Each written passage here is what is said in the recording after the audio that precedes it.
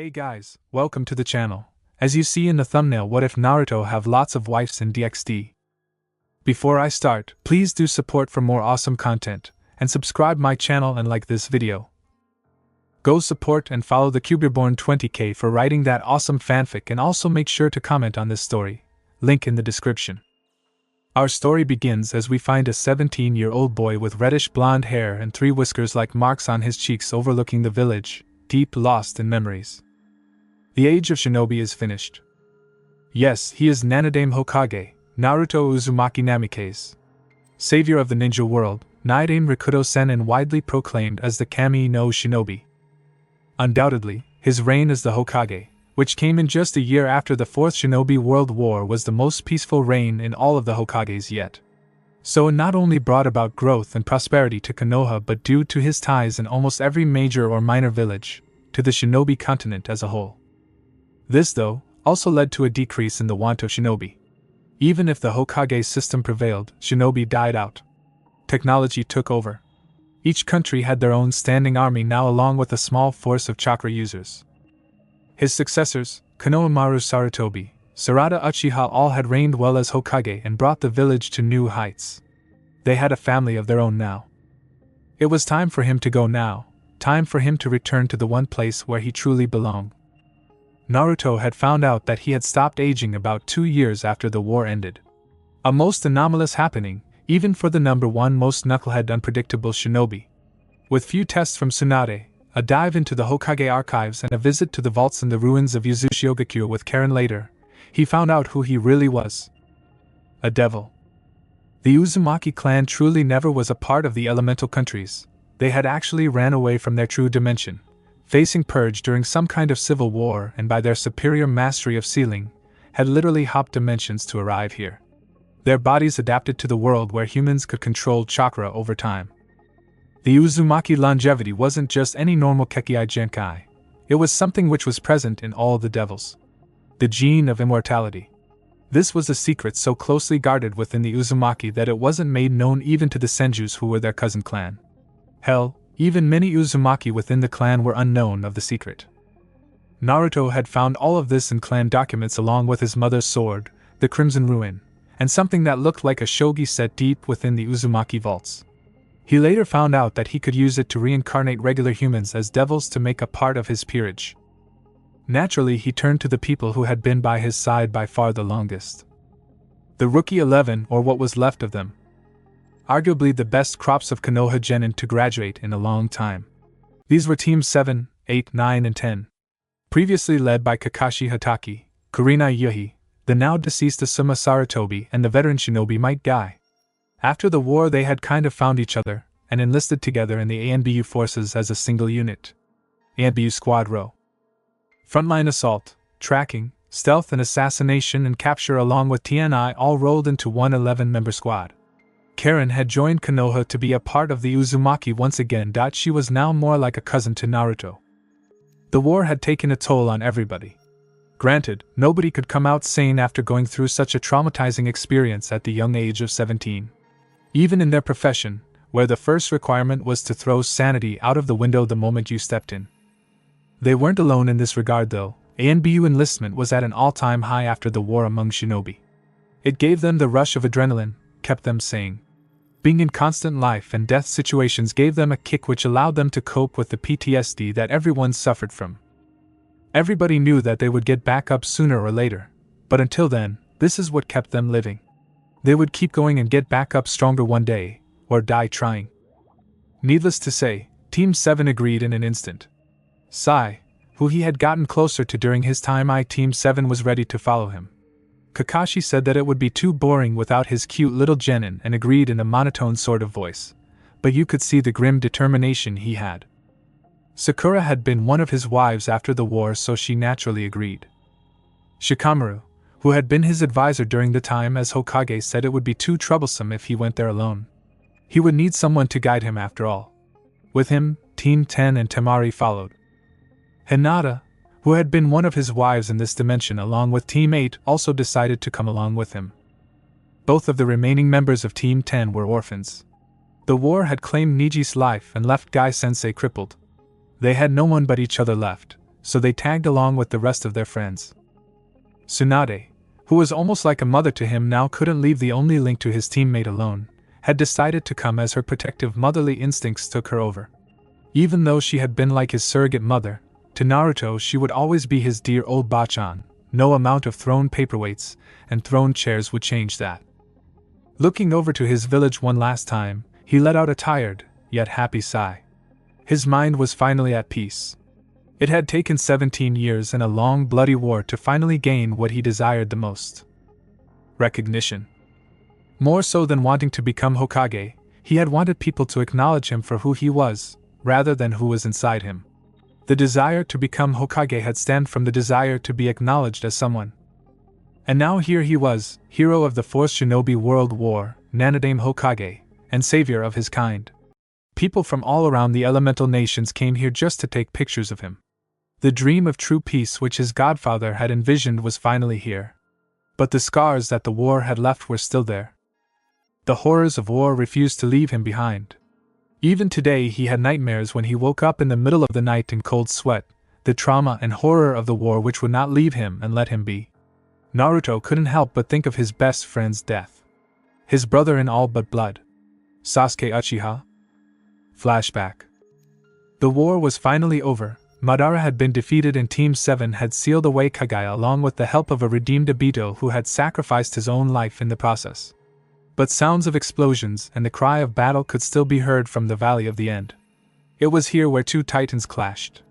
Just as Obito had predicted. Naruto Uzumaki and Sasuke Uchiha, Indra Otsutsuki and Ashura Otsutsuki. They had used everything in their arsenal up until now, from Nine Tails mode to Susanoo armor, Planetary Rasengan and Amaterasu. But they were equal on all levels. Sasuke, stop this madness. We can still talk this out. The only conversation that will happen here will be with our fists, Naruto. It was in this moment that Naruto knew that his once best friend had lost himself into darkness. He had gone in so deep that there was no redemption now. Both of them were bloodied, bruised, and battered and on their last legs now. Their battle had changed the landscape of the vote, just like Hashirama and Madara. Sasuke charged up a Chidori while Naruto a futon, Rasengan in his hand. They both ran at each other, intending to clash for the final time. Chidori! Rasengan! Wind trumped lightning. The Rasengan tore through the Chidori and Sasuke's hand, leaving a bloody stump what used to be a shoulder. Sasuke fell to the ground, and Naruto caught him. Hey! Don't you black out on me now, Sasuke! Stay with me, Sakura-chan will be here any second now. Sasuke let out an emotionless laugh, but it came out as a bloodied cough. His right lung had collapsed. You and I both know that there is no hope for me now, Naruto. You. But Naruto didn't let him finish. No, Sasuke team. I won't have my best friend leave me now. Not after so long it took me to achieve all of this. Listen for once, Yujiro Tanki. We Uchiha are a cursed clan, plagued by our emotions of hatred. You were my brother in all but blood, just like Itachi was to me. I want to give you a last parting gift before I leave. And he poked his forehead, transferring chakra from his eyes to Naruto's. His cerulean blue eyes gained a sapphire tint to them, his eyes showing the EMS that Sasuke possessed. The curse of hatred that plagued the Uchiha will die with me. It will be your job as Naruto Uchiha to bring back our clan to glory under the Konoha banner, free from this curse of hatred. And with that, Sasuke Uchiha breathed his last, with a content smile on his face. Flashback end. Bastard pulled off an Itachi on me, Naruto thought, giving out a mirthless chuckle, as his eyes flashed crimson, showing the atomic spiral that his friend and teammate once had. It was quite ironic, they had called him a demon before he became their savior. None of them had any idea about how right they were, and now it was time for him to leave. Demon, monster, hero, savior, god, and now devil once again. He let out a hollow chuckle. Naruto Uzumaki had come full circle. He heard a voice behind him that said, Naruto, it's time. Sure thing, Kakashi-sensei, just looking over the village one last time before we leave. As the rest of his peerage made themselves visible, Naruto couldn't help but feel something stir up deep inside of him. These were his comrades, his brothers and sisters in arms. People who would give up their life for him in an instant, for whom he would give up his life in an instant. Thinking that it would probably be a right time to say something, he said, "All the people who are present here right now are the ones who are closest to me, who have stood by my side these past years. There is no one else I'd rather trust to watch my back. So I wanted to ask you people, one last time if you are willing to, will you accompany me as a part of my peerage? So we gain some uber cool powers, become immortal, travel to a new dimension, and in return all we have to do is what we do as an ANBU squad already." I'm in. Arf, nodded Akamaru in agreement. "Sai, I've already been your advisor when you became Hokage. I guess I'll just have to stick around a little longer so that you don't end up doing something stupid. It's because of you that now I know the meaning of true friendship. You have helped me make true bonds with everyone in this village and pulled me out of Danzo's darkness. It would be an honor for me to be a part of your peerage." Everyone in the room had gone silent as Sai had begun speaking. Out of nowhere, Lee shouted out, his left hand clenched in a fist, tears spilling out of his eyes as his lower lip quivered. "YOSH. What a youthful moment this is." Kiba leaned over to Sakura and Ino and whispered behind his hand, "You know, he does that one more time, and I'm calling gay." "Shut up. You baka. Don't ruin the moment," Sakura and Ino said together, as Ino pulled his ear and Sakura bonked him on the head. Their husbands were not gay. "Thank you very much." Naruto let out a nervous chuckle as he said, "Whoa. Didn't know you could go so deep." Turning to everybody, he said, "Just a heads up if you still have any doubts. I don't care if the peerage system looks like it produces slaves. This will change nothing between us. We will still be Team Ro, the most badass ANBU team in all of Konoha." Turning to Tsunade, he said, "Okay then, let's do this." A bright light had engulfed the ceiling matrix over which they had once stood. With a faint buzz and a crimson flash, the Rookie 11 along with the Godame and Rokudame Hokage disappeared off the face of the elemental nations. Rias Gremory couldn't believe her luck. She was a devil, wasn't she? Shouldn't that give her some points above others? In her opinion, whoever said having the devil's luck did not consider her in mind when they said it. She had just arrived after a meeting with her brother and parents from the Gremory Castle, and it did not go the way however she planned it to be. It is suffice to say that she was not pleased. Her peerage hadn't shown a lot of growth in terms of number or strength. Akino still hadn't been able to use her lightning powers to their full abilities. Kaneko, though strong, was a Nekashu who didn't want to do a thing related to Senjutsu. Kiba had his own problems, and she still had trouble teaching Gasper on how to control his powers. She had her eyes on a certain pervert who might contain a powerful sacred gear, but even training him could take months, and that was after he could be reincarnated into a devil. The playboy of the underworld still hadn't backed off from their supposed engagement. Her only hope was to challenge him to a rating game, but even she knew, deep down in her heart, that with her peerage as it is now, she would lose. And to top it off, the hot water supply to the ORC HQ had broken off, which meant no hot water showers for at least a couple of days. Yeah. Not a good day to be Rias Gremory. Flashback. I have said this 1,000 times before, Oni-sama, and I will say it again. I will not marry Riser Phoenix, Rias said as she entered her brother's study, her tone rising and growing more venomous with every syllable she uttered. Believe me, Riatan, I don't wish for him to lay a single finger on you. But even if I am Lucifer now, my hands are tied. This was a contract made before your birth, and the Devil Society needs it. Did somebody even think of what I needed? I should get a say in who I want to spend the rest of my life with, don't you think? Unable to take it anymore, she stormed out of the castle. Flashback end. Rias was cut out of her musings when she felt a strange power enshroud the entire area, making a warm, fuzzy feeling run down her spine, but as soon as it came, it was gone and it left a pure shockwave of residual energy, throwing her off her feet and rattling multiple cupboards and cabinets in the clubroom. She got up and summoned her entire peerage, and went off to check the source of this strange power, not bothering to correct her disheveled hair the shockwave had left it in. She was pretty sure that it was sensed over all of Ko by now, and if she knew her correctly, Sona wouldn't be far behind from where she was. Meanwhile, with Naruto, a purple portal opened up in thin air on the outskirts of the town of Ko, and out came Naruto's entire peerage, who looked to be in no better conditions than himself. Naruto Uzumaki was in a tight spot. He knew he should have used land at the end of the ceiling array. Thankfully, he was able to restrain Kakashi-sensei from erupting all over him. Seriously, that guy needed help. He surveyed his surroundings, immediately going into battle mode but relaxed when he saw no hostilities in the immediate surroundings. Wow! That did not go as well as I thought it would. I told you the sealing array should have ended at land, not jump, you brat. The others untangled themselves from the mess that they had made themselves as well and started to try and figure out where exactly had they landed. Oh, come on! Everything was going so smoothly, but then that shockwave came out of nowhere. Ino groaned in annoyance as she tried to fix her hair. Where exactly are we? Asked Sakura, not recognizing the place where they had landed.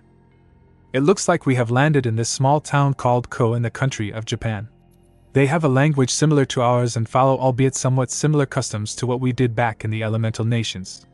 From what previous information we have gathered, this is a devil stronghold, being ruled by the Gremory and Citri clans.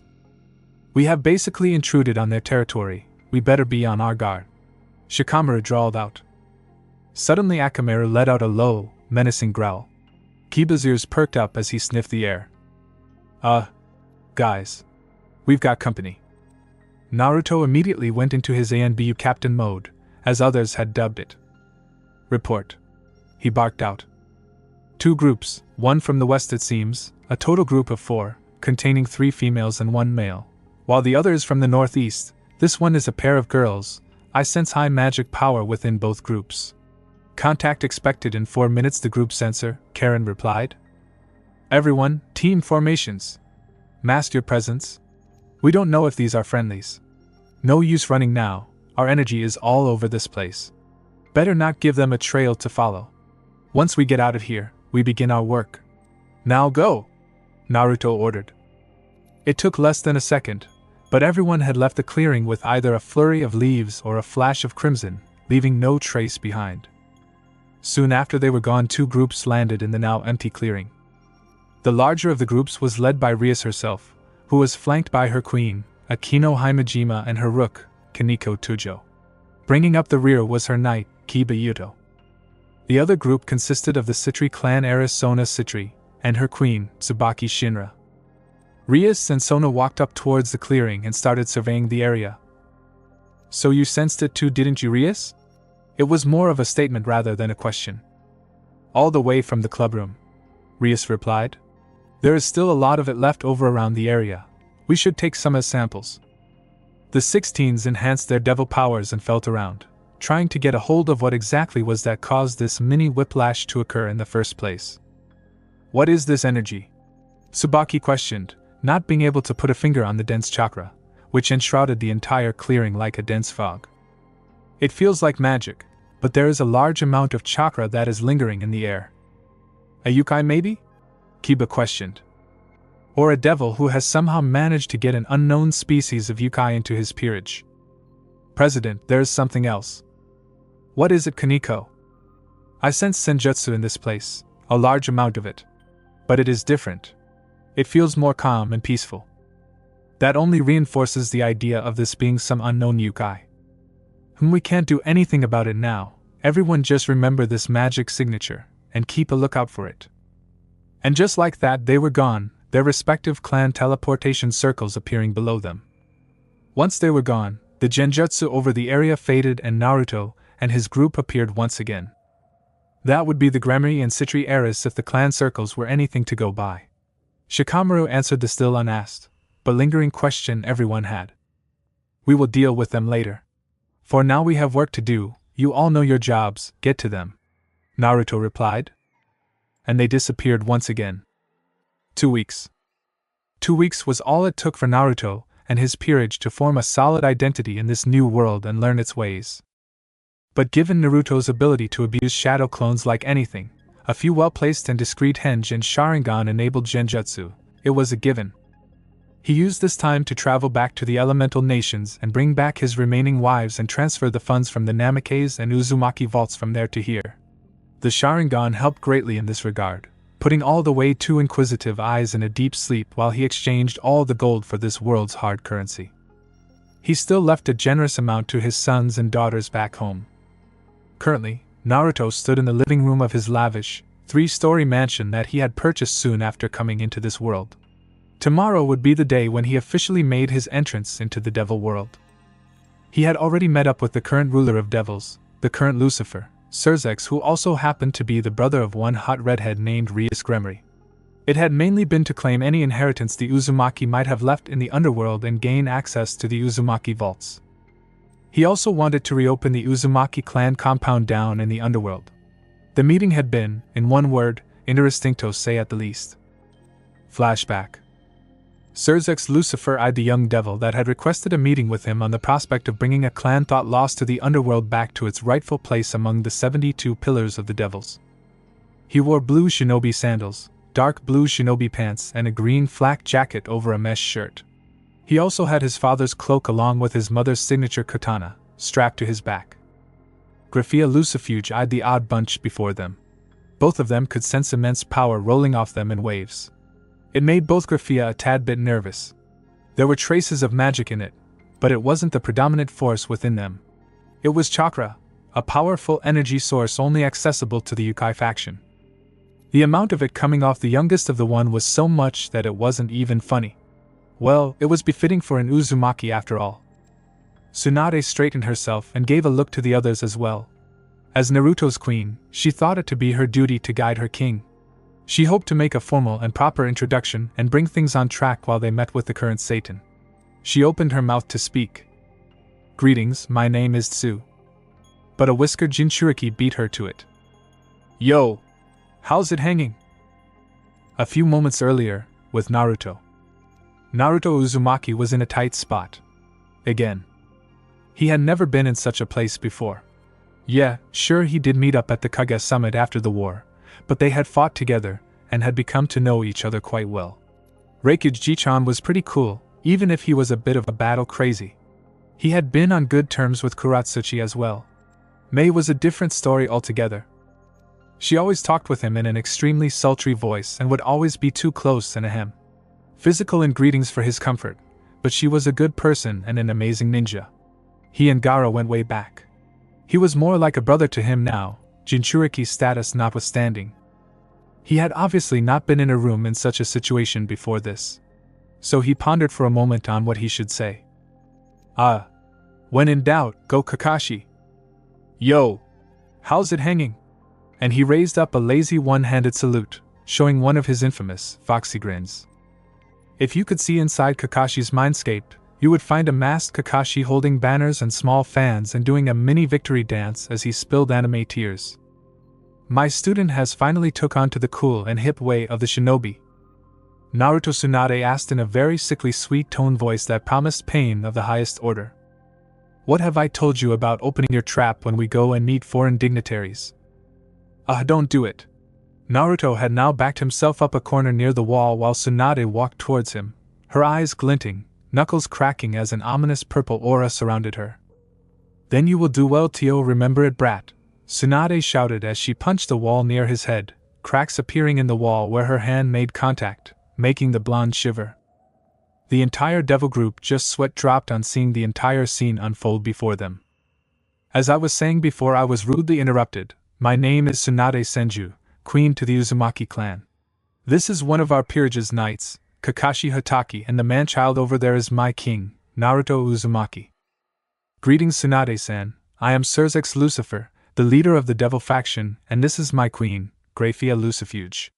The Lucifer said as he sat behind his table, his fingers intertwining together under his chin. The strongest queen gave a small bow of acknowledgement. I must say the name Uzumaki hasn't been heard amongst the devils over here in a long time. It was a name held alongside the Gremory and Citri as one of the most powerful. To claim to be descending from a line of such high-class pure-blooded devils, do you have any proof to back up your claims? It was a logical request. In Naruto's opinion, he had been Hokage once. So he knew he couldn't just take things at face value. So he summoned his peerage using the teleportation circle. Seeing the infamous red spiral light up once again made both the Lucifer and his queen eyes widen. But why after so long? And what was this strange mix of chakra and senjutsu he sensed from the entire peerage? Devils shouldn't have the ability to mold chakra like that. Very well, Mr. Uzumaki, have a seat. I believe some questions are in order. One long-ass explanation later. That is a very interesting turn of events, Uzumaki-san, Surzek said after hearing Naruto's and the Uzumaki clan's story up until this point. The possibility of another dimension, completely separate from their own, was a fascinating thought for him. And for the Uzumaki have traveled far into it, it was simply amazing. He mentally chuckled. There was a reason why the Uzumaki were called masters of sealing. There was no other like them. And while the concept of child soldiers and human weapons was a bit unsettling to him, he couldn't help but admire the young Uzumaki and his peerage. The young boy, no. Man, he reminded him so much of himself, in ways more than one. He could sense that he withheld great power, almost on the same level that he had. He also commanded the same respect and admiration among his people that he did amongst the devil here. When he first asked him what he would do with his peerage, he said that he would protect them with his life. They would be his comrades, brothers and sisters in arms. What did he call them? Ah, yes. His precious people. But do you know what was the most striking feature that reminded him of himself were? It were his eyes. Eyes that have seen the horror that war brings to people. Eyes that have seen the light of life fade from their comrades' eyes as they departed for the afterlife right in front of them. Eyes that withheld great sorrow. But they also had the determination to move mountains. A look that showed that the man wouldn't hesitate an instant to sacrifice everything he had for his people. Eyes that held the promise to bring everlasting peace. It was the same look he had during the Great War. And just like himself, he hides all that pain and sorrow behind a mask of goofiness and childish humor. Those were the eyes of a true leader. He even saw some of his memories, his battle prowess during the Fourth Great Ninja War, his drive to protect his precious people, even his relationship with other four of his girlfriends. How the people admired him, worshipped him even, but he never let any of that get into his head. He saw so much of himself in him that it was uncanny. The same insane amount of power, the same desire for everlasting peace. Even though he was born in a land where kids were trained with martial intent and had gone through something number 17-year-old should go through, he knew that he would protect his little sister with his life if need be. He was a damn well choice over Riser. Already a plan was forming in the Satan's head. It was time that he acted like the older brother he should. Very well then, Naruto-san. I will see to it that the clan compound is unsealed and the funds are transferred in your name. Ko Academy is the devil's stronghold. I suggest visiting it. My sister and Seraphil's sister both attend the same academy. It wouldn't hurt you to gain some allies while you start your devil journey now, wouldn't it? Flashback end. Alright guys, as much as I hate to say it, tomorrow me and Shikamaru will be attending school. It will give us a chance to gain more insight into this world, and if we are lucky, we might also gain some really good and powerful allies in the process. Since it is of no use for all of us to be concentrated at one place, the rest of us will explore the area and scan for threats, if any. Even though this place looks really peaceful from our old home. So basically, everybody else is free to do what they want. Look around and learn.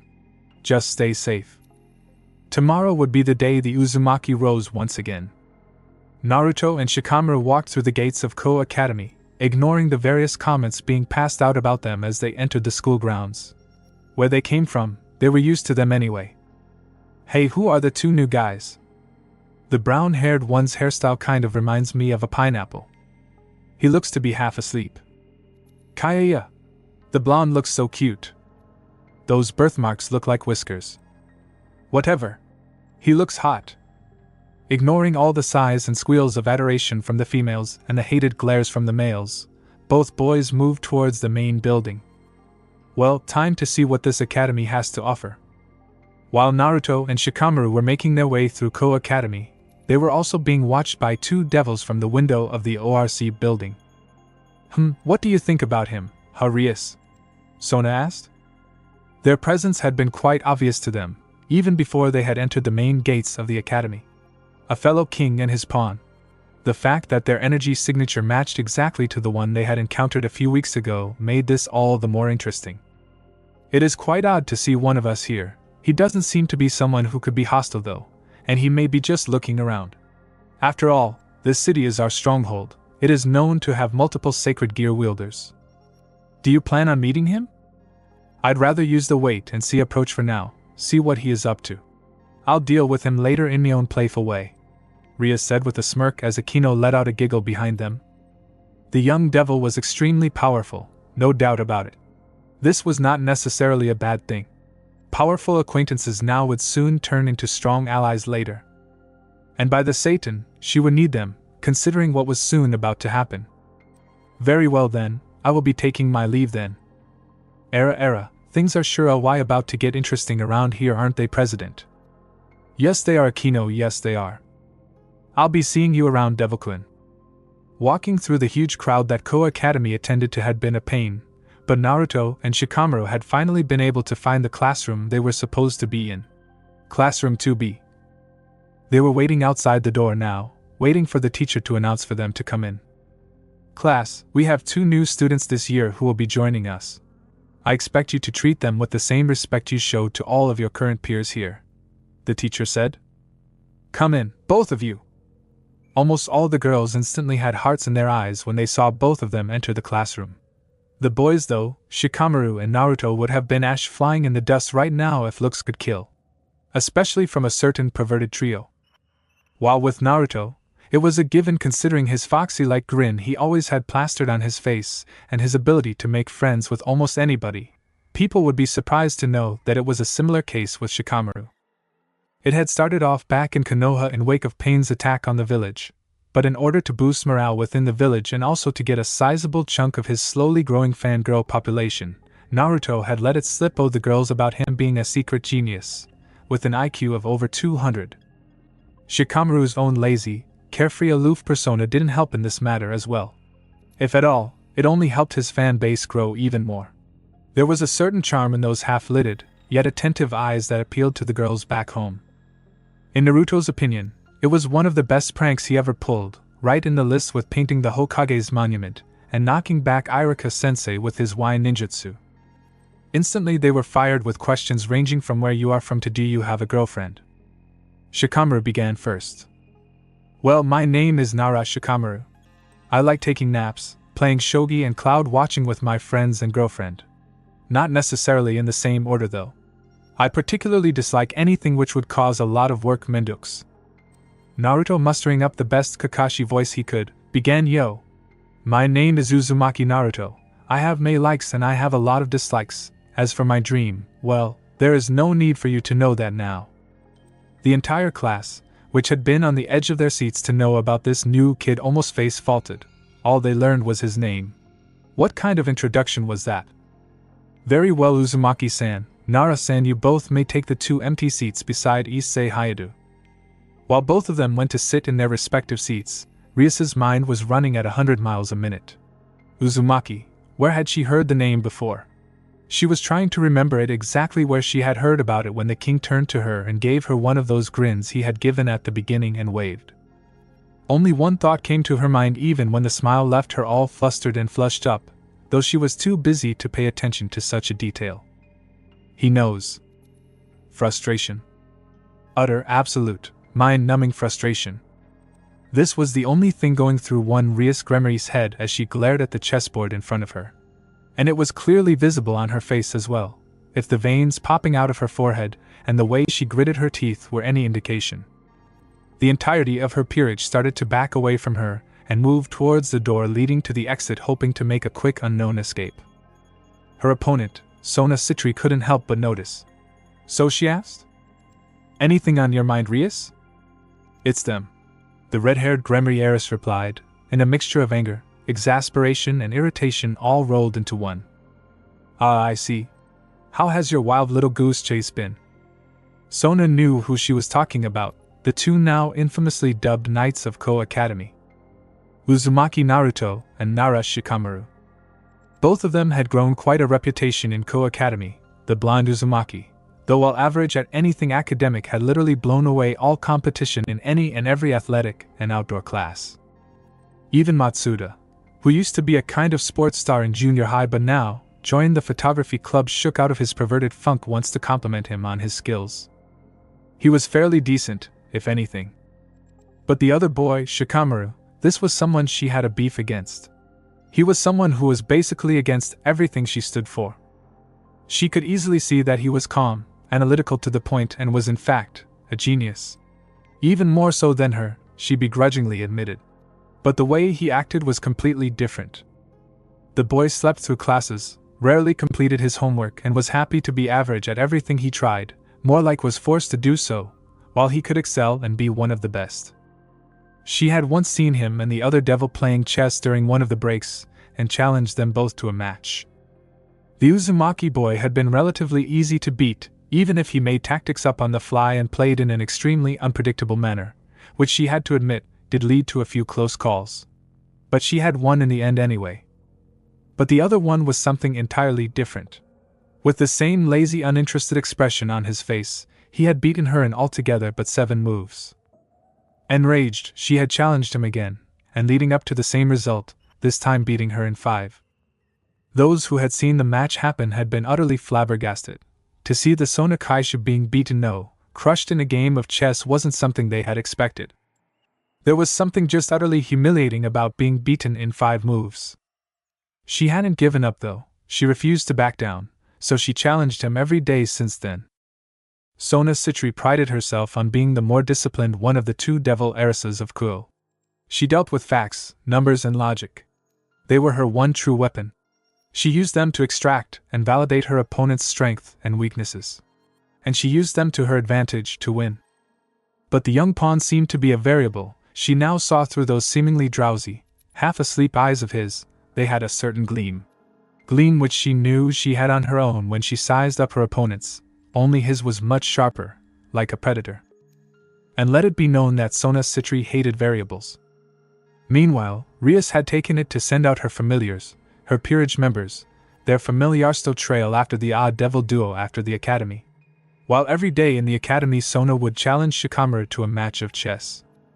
The score so far had been 5 in his favor and a draw, which he had been able to predict 4 moves before in the same lazy, bored monotone of voice before he got up and left, muttering something about how that troublesome blonde woman will beat him to a pulp if he were any late more than he already was. After the school they would lead their followers through an almost never-ending chase throughout the busiest parts of Ko Town, seemingly going everywhere and nowhere at the same time, moving in circles more than once, while finally ending in the most busiest, heavily crowded part of the town and vanishing into the crowd. Disappearing and leaving no trace behind, like a ghost.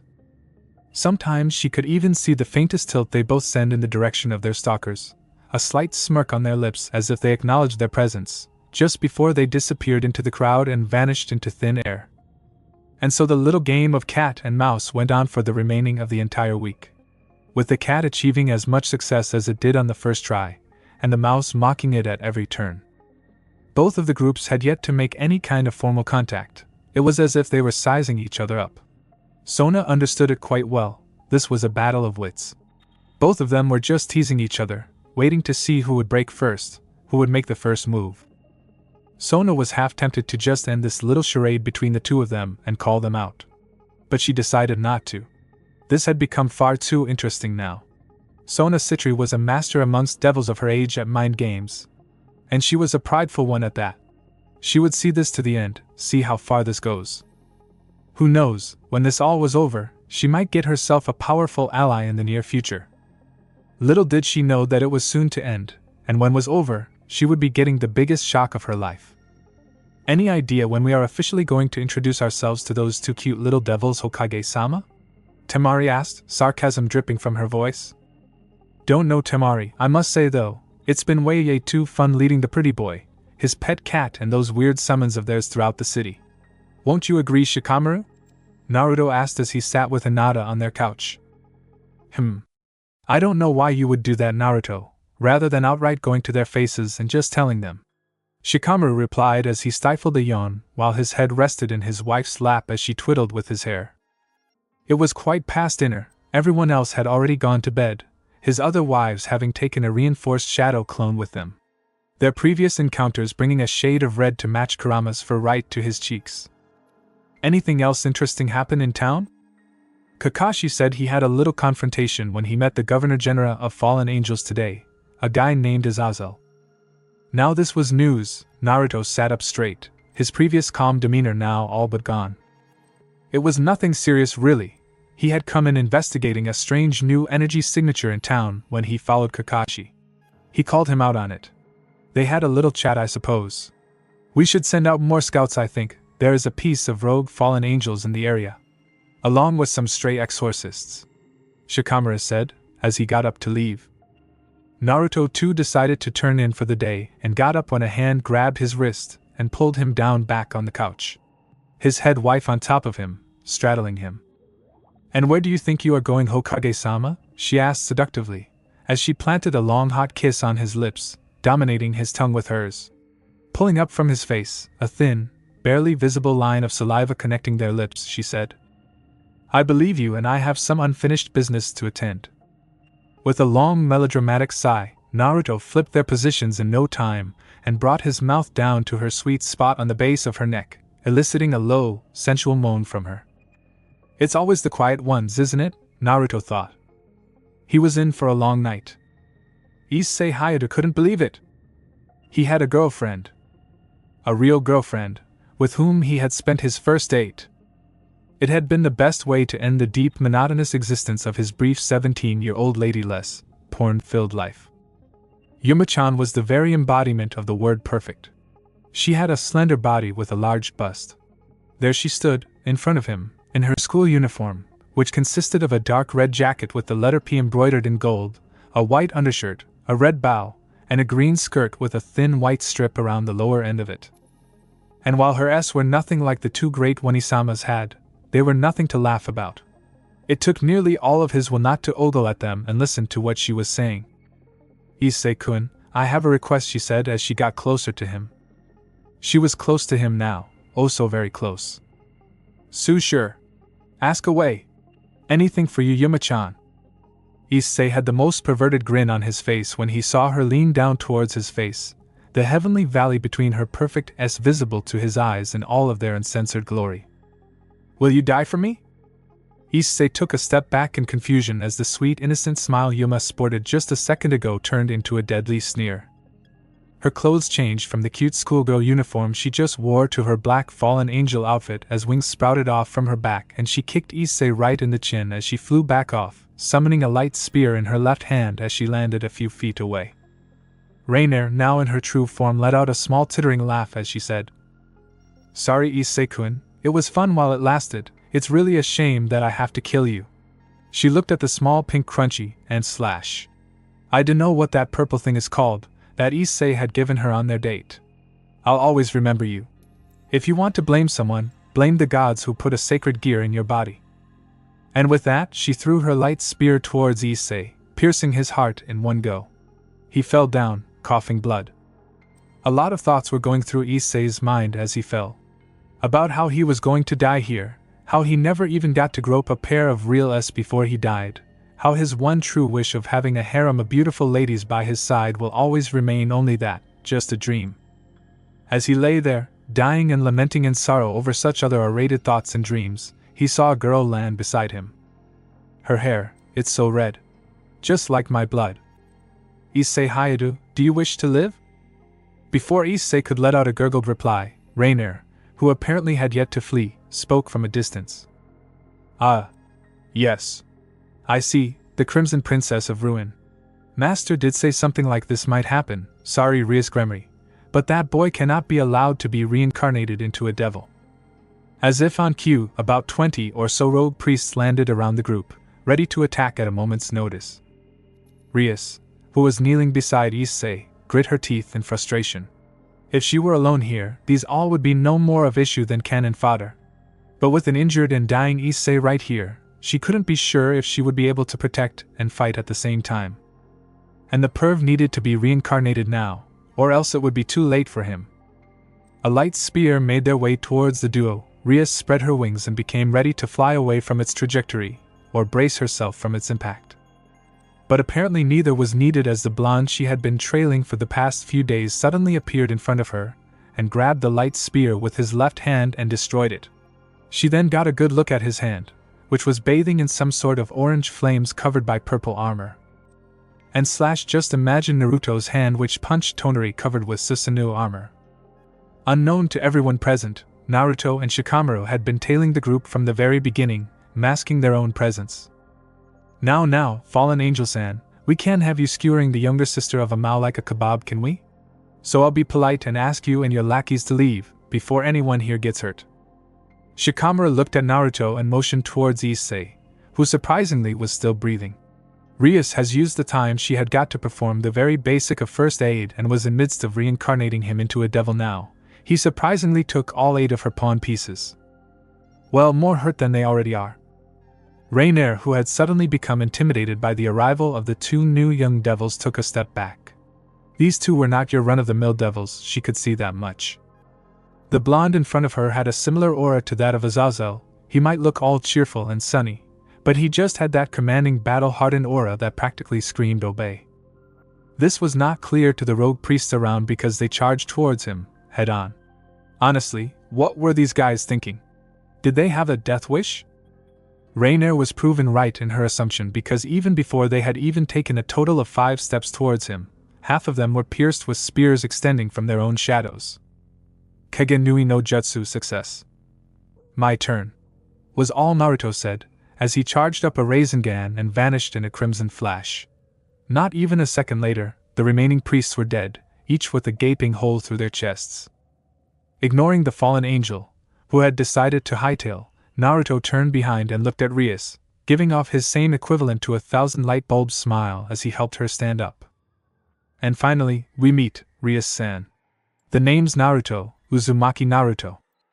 Considering the time, it was quite unusual for all the activity that was happening around the occult research clubroom right now.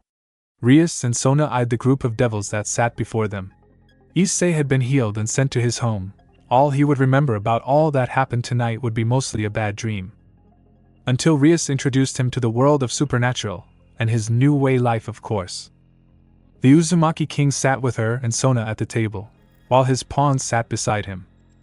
Behind him stood his queen, leading over the rest of the peerage behind her like some sort of leader. Tsunade Senju was a fair-skinned woman with brown eyes and straight blonde hair that parted above her forehead. Her hair had shoulder-length bangs that framed her face, and the rest reached her lower back. The strength of 100 seal taking the appearance of a violet diamond shape clearly visible on her forehead. She also wore a grass-green haori with the kanji for gamble on the back, inside a red circle.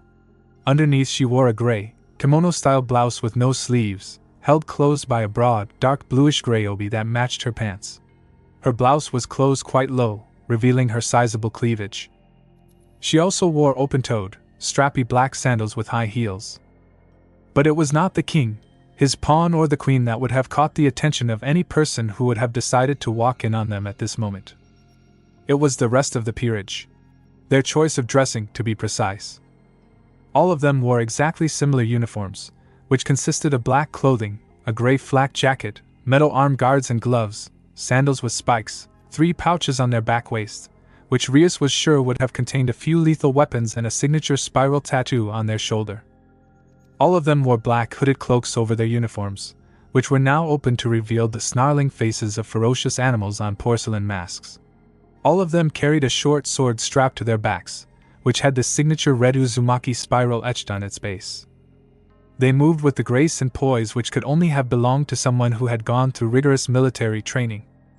As they moved through the rooms and occupied their positions, not a sound was heard, sans the slight whoosh of chilling night air that blew in through the open window and caused the fluttering and billowing of their cloaks as they took their places.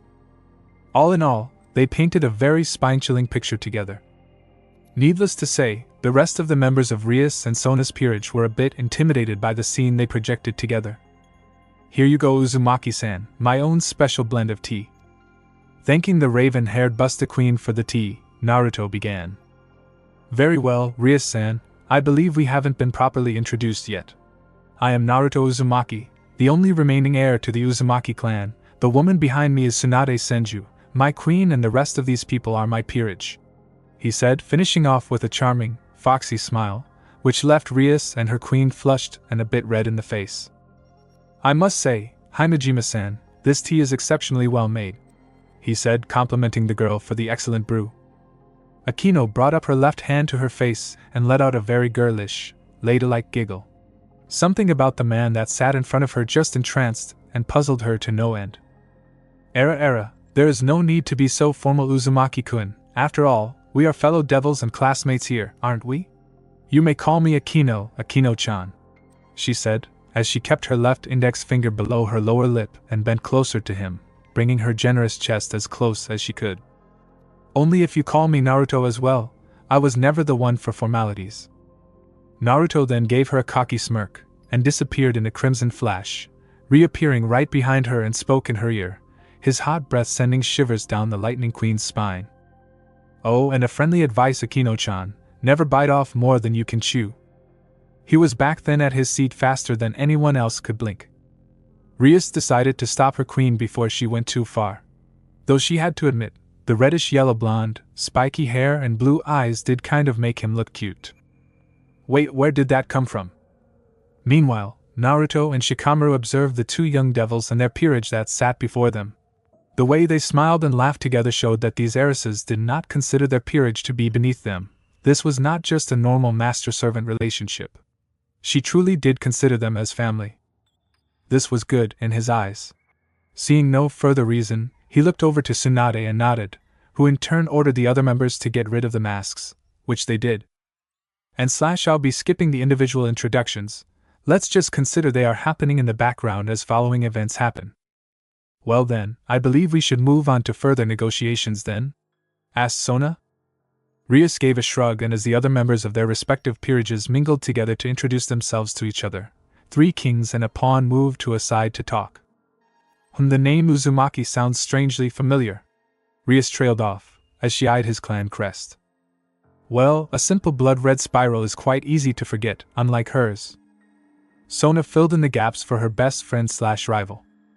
It's the Uzumaki clan, Rias. They disappeared during the last civil war. They specialized in sealing arts and kenjutsu. The teleportation matrix which we use today was said to have been developed by them. Naruto couldn't blame the redhead. The Uzumaki had been away from mainstream devil society for far too long now. It was only natural that people would forget about them. He had been through a similar situation back in the elemental nations after Yuzushiogakure had been destroyed. Honestly, he was a little surprised that the Citri heiress knew so much about him and his clan. Oh well, it only meant more work for him. He liked it better. Working from the bottom all the way to the top rather than just arriving here and being handed over everything like a prince. It had a sense of accomplishment to it. It's okay, I assure you. Though I must say, we are much more than a bunch of hyperactive redheads who love seals and swords anymore. Which is pretty evident from the strange mix of magic, chakra and senjutsu you possess? Let's just say that the Uzumaki have been places and leave it at that, Naruto said, not wanting to reveal all of his cards all at once. As you can see, I already have a completely trained, full peerage here. My only goal right now is to bring back the Uzumaki clan back to its original days of glory and respect amongst the 72 pillars that it used to be. That is quite an ambitious, almost impossible dream, for an almost extinct clan. Sona replied, her voice devoid of any condescending tone, or even pity. She was merely stating the facts. Meh, it isn't the first time I've decided to do something impossible. It won't be the last either. Shikamaru added, as much as disbelieving it sounds, where we come from, the Uzumaki are known for doing the impossible. A mental image of Naruto punching Kagaya after using the reverse Y harem flooded into his mind. Repressing the shuddering thoughts, he continued. Honestly, I don't understand half of the shit this idiot has pulled up and got away with until this point. Very well then. I admire your dedication. If nothing else, Naruto-kun, I hope we won't have any problems in the future. I'll make sure that a copy of Territory Division for contracts is sent to you so that we don't have any unwanted standoffs in the future. Which also reminds me, you need a cover like Sona has for the Student Council and I have for the ORC if you wish to conduct meetings for your peerage? Nah, I'm cool without one. Only Shikamaru and I will be attending the school. Any of the meetings we wish to hold can take place at the Uzumaki compound. For now, you are welcome to join us here at the Occult Research Club anytime you wish, and I urge you to do so. I'd say the same for the Student Council, but some people here are way too lazy for their own good. But still, do not be hesitant in asking for help, should you need any, Naruto-san, Sona said, her sentence ending with a glare towards Shikamaru. Mendux. Naruto gave a small laugh at his best friend and advisor's behavior. Same old Shikamaru. The offer sounds quite enticing, Rias-chan. Who knows, I might just take you up on it. Well, you will need all the acquaintances you can get in your foray into the Devil Society. So if you would let me have the pleasure of being your first one. Ria said, holding out her hand, with a certain odd gleam in her big emerald eyes, which all pointed towards something bigger being planned here. This did not go amiss by Naruto. There was no reason to refuse now, though. Alright then. Pleased to make your acquaintance, Ria-san. The pleasure is all mine, Naruto-kun. She returned the firm handshake. One similar talk with Sona later. Naruto and his group was about to leave, before he turned around and said, "Oh, and Rias-chan, there's one more thing I'd like you to know, which we Uzumaki live by strictly. Nothing is impossible, just statistically improbable. Ask your brother about it, he should know." And so they left, the familiar spiral lighting up the room once again, leaving only Rias and Sona in the room. Their peerage had gone by now. Akino poured both of them another cup of tea as they sat down and mused over yet another player added to the chessboard. Naruto Uzumaki. Those whisker marks of his do make him look kinda cute. Don't you think, Akino? Yufu looks like our king has developed a certain crush towards our newest blonde, as Sona Kaishu? I agree to nothing or deny anything, Ria said with a small pout. Anyway, you were the one who seemed to be quite interested in getting familiar with him. Oh, is Bucho jealous that I will have a place among the young Uzumaki's girls and she won't? I love a little challenge, Rias-chan.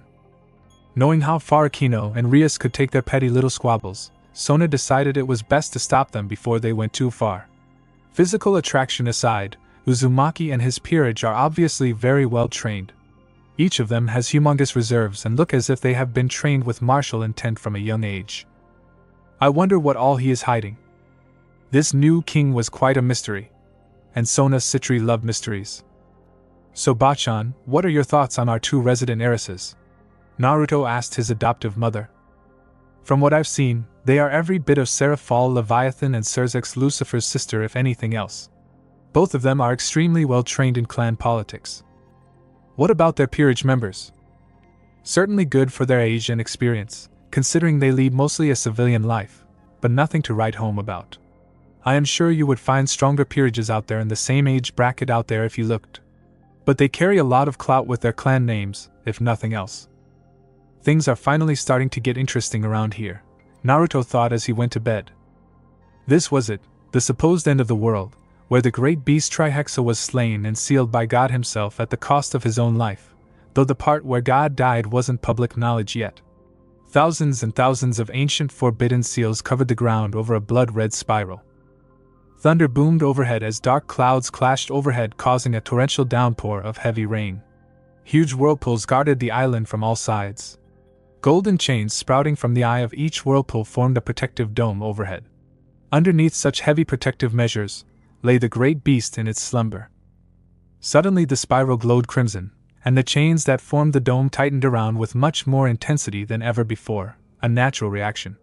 Almost as if they could sense the presence of the last living Uzumaki in this world once again. All through this, the Emperor Beast of Apocalypse slept in its unbreakable cell. Rise of Imlevon Lucifer, leader of the old Satan faction, son of the original Lucifer, sat casually on his throne in his lair, a golden chalice filled with rich wine held lazily in his right hand. Life was so boring these days. Since his defeat at the hands of the Formao during the war between the old and the new faction, he had but one goal: complete domination of all the three races of the supernatural, and beyond.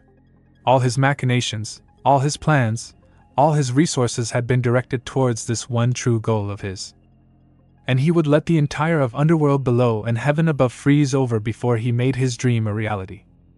It was exactly at this time when Euclid Lucifuge, his faithful servant and trusted aide, made his presence known. "My lord, it appears our spies have uncovered some interesting news from Ko Town," he said, bowing his head. A tilt of head from the throne was all the indication he got as permission to continue.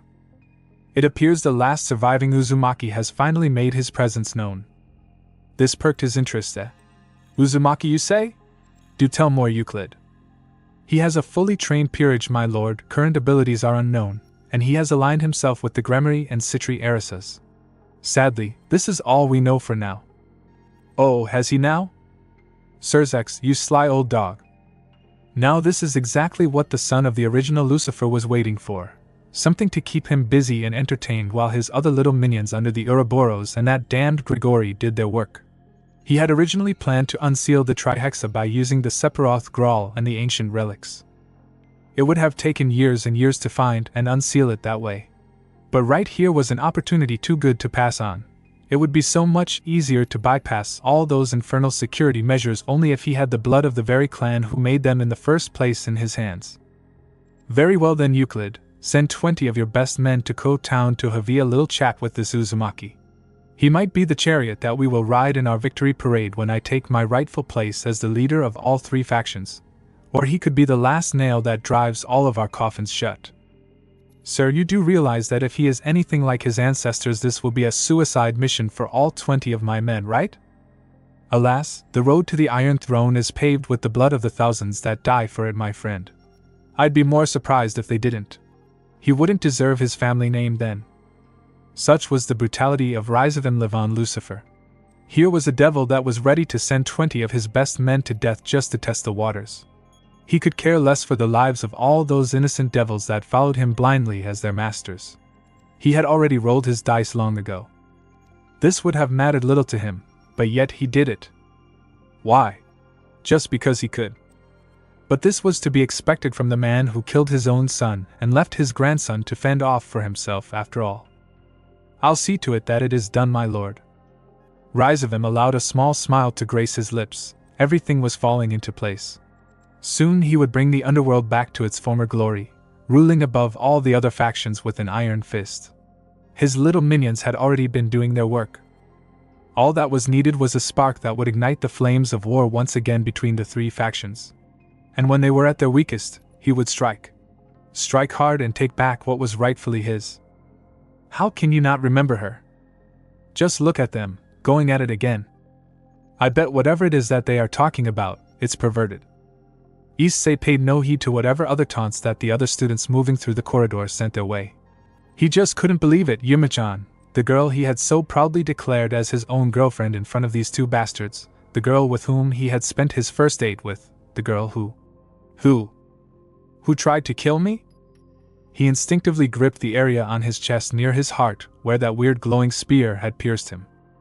He couldn't believe it.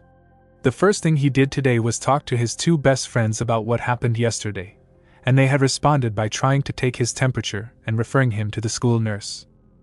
I don't really know what you exactly tried to smoke last night, buddy, but it sure gave you a weird dream, Matsuda said. A really kinky and hot one, by the sounds of it, but just that, a dream, Motohama continued.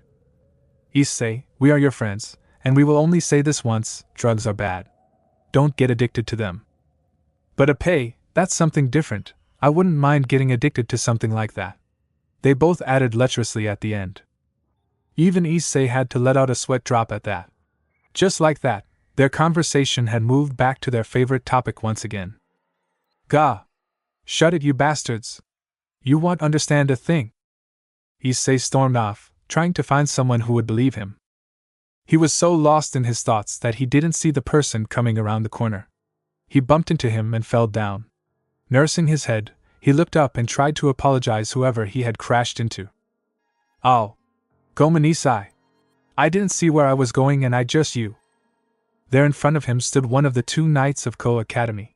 He vaguely remembered now, he was also present there that night.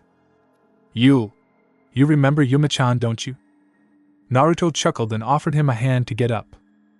And who might you be? Naruto, of course, was playing around. He knew exactly who the kid was, and what he probably contained. He held nothing against him.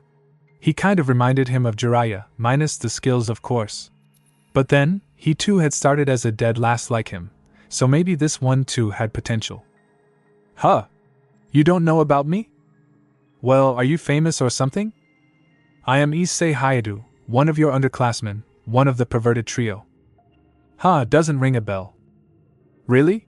Perviest of all the three pervs, lust reincarnate, someone who would gladly give away their life for a grope of a pair of beautiful Appei. I wouldn't exactly call that famous, you know? By now a lot of students had seen both of them talking, and let's just say the ladies were not happy. Naruto-senpai.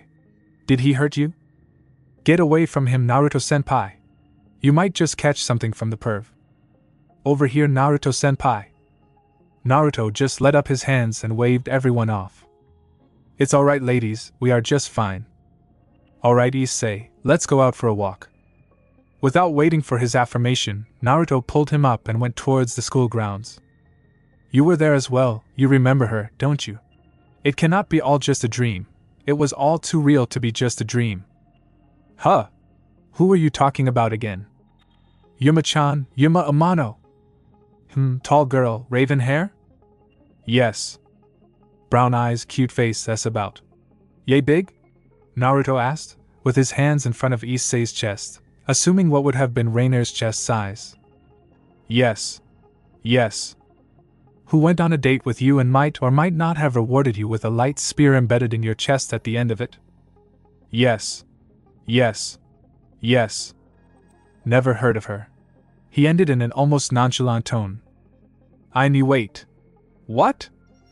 Laughing to himself, Naruto replied, I'm just playing, okay? Resting a hand upon his shoulder, he continued, what happened with you back at that park was very much real, but you need not worry about it now, everything will be explained in due time. Stay safe until then and try not to get stabbed again. And just like that, he disappeared. Naruto-senpai, Ryusubucho wishes to see you now. Alright Kuniko-chan, lead the way. Location, ORC Clubroom.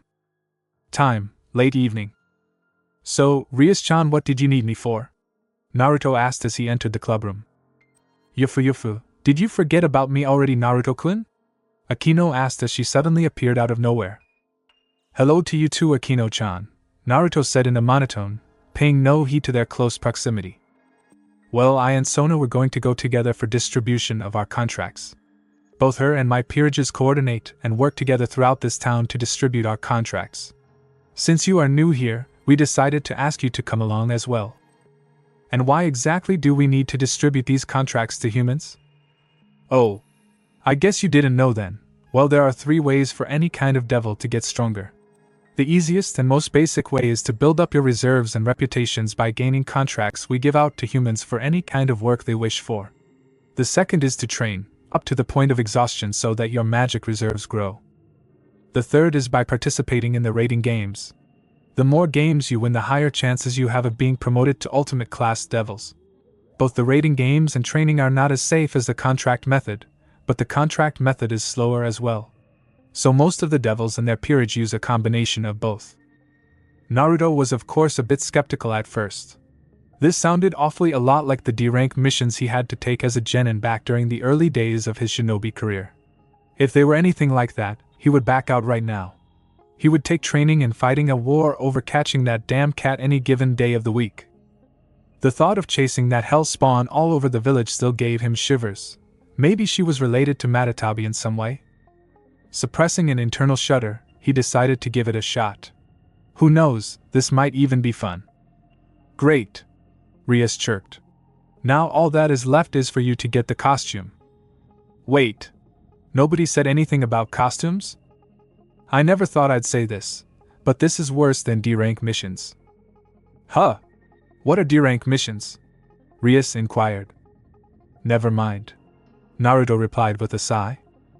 The 3 of them, Naruto, Sona and Rias, were standing near the town square, distributing flyers, which were supposed to be devil contracts, which were used by humans to summon them. It would have been okay only if they hadn't opted to dress in such a weird sense. The 3 of them were wearing full-body costumes. Sona had been given a big black and white panda costume while Rias had chosen a peach-colored bear one.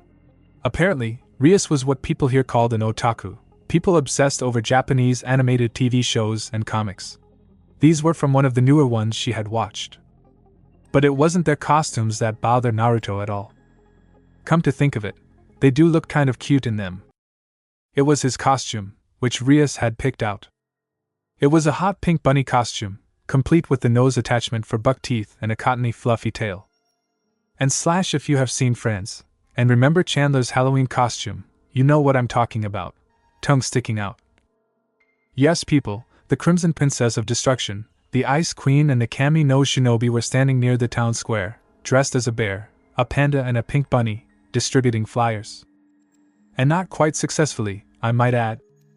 But then, if a pink bunny came up to you and gave you a slip of paper which said it would summon a devil to do your bidding, you were bound to take it as a joke, right? To add insult to the already festering injury on Naruto's pride right now, There was already a guy right across the street giving out free coupons for Pizza Hut, and he was doing it better than them. The only good thing that came out of this was that no one from his peerage would be able to see him dressed like this. Oh, only if Konohamaru could see me now. He would be down on the floor laughing his guts out. Look, Rias-chan, I may be new to this devil business and everything, but I am pretty sure this is not how devils are supposed to gain contracts. In my defense, Rias forced me to wear these costumes, Naruto-san. Believe me when I tell you this. This is not how we usually do things around here. You are way too stuck up, Sona-chan. Live a little. This is fun. Both Sona and Naruto could only give out a sweat drop at that comment. Suddenly, her eyes grew sharper and her mood turned somber, as the crest of the Gremory house glowed in the palm of her hand. Issei has been attacked again. We must go and help him. Very well then, but we first move to a more secluded place to use the teleportation circle. And so the three of them ditched their costumes and ran, hoping to reach the pervert as quickly as possible. Naruto might have been looking like he was not having a very good time distributing flyers dressed as a bunny, but on the inside, his instincts had remained sharp as ever. He knew they had been surrounded by a lot of enemies from the beginning itself, and were now being tailed. But he did nothing to call them out. His A and B guard, which consisted of Team 7, his best friend Shikamaru and Temari, had surrounded them from the very beginning. They couldn't leave their Hokage just like that now, could they? They could have taken them down that very instant, and no one would have been the wiser, but he just had a feeling that there was more to this than just rogue devils. And he intended to find out why. Also, his main concern right now was Issei. He had to reach him first. Meh. I was itching for a good fight to happen anyway, he thought, cracking his knuckles. The hunter would soon become the hunted.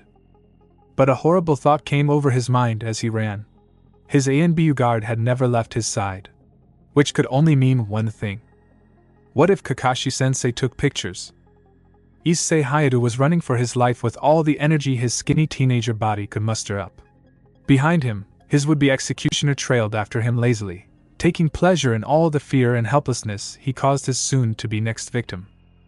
How did Issei end up in such a situation of all places, you ask?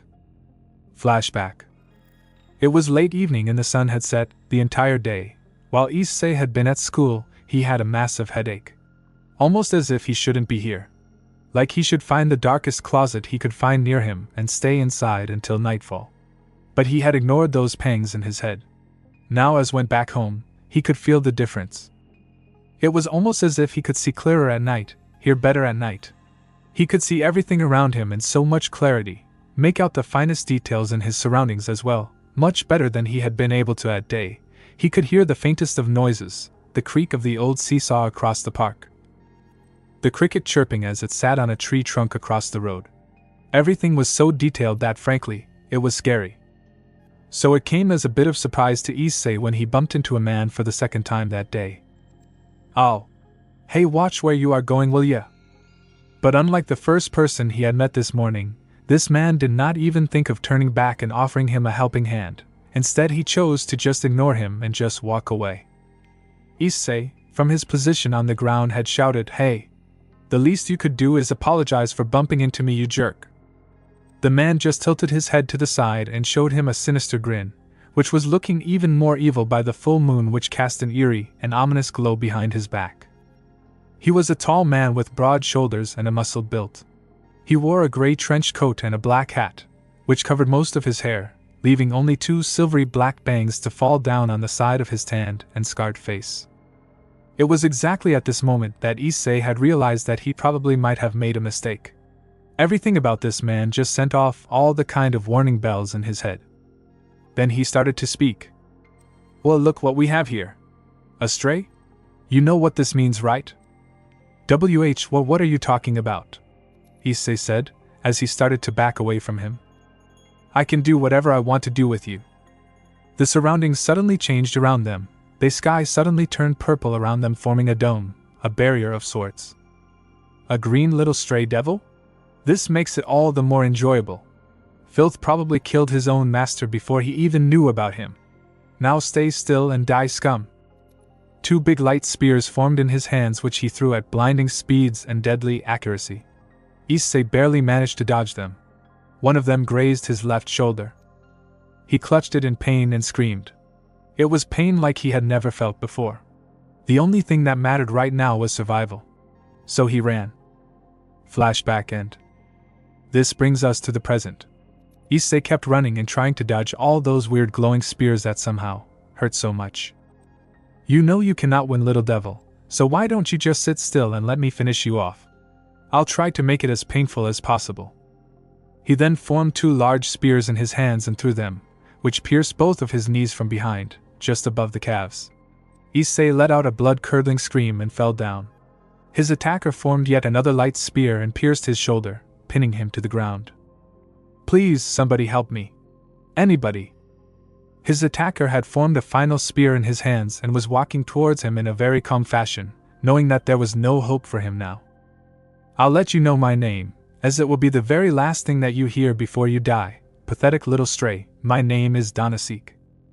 He threw it yet again, this time aiming for the heart. Doton Doriahiki. An extremely thick and powerful, chakra-infused wall suddenly erupted between his spear and his victim, preventing him from further harm, while the crest of the Gremory clan suddenly materialized from thin air, bringing out all the 3 high-class devils. Ah! The crimson-haired princess of Ruin! I should have known, the now-known Danasik said. This is devil territory, and the boy you just attacked is my pawn.